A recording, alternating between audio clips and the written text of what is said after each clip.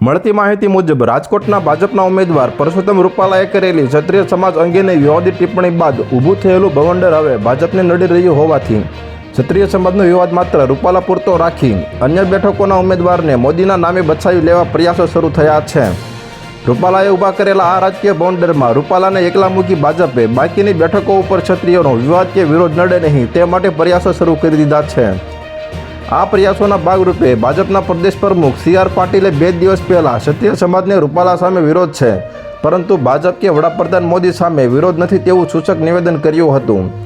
ત્યારબાદ ગઈકાલે ભાજપના ઉમેદવાર પરસોત્તમ રૂપાલાએ જસદણ ખાતેના સંમેલનમાં ફરી એકવાર ક્ષત્રિય સમાજની માફી માંગી હતી અને વિરોધ તથા નારાજગી પોતાના પૂરતી મર્યાદિત રાખી વડાપ્રધાન મોદી સામે વિરોધ નહીં કરવા ક્ષત્રિય સમાજને અપીલ કરી હતી।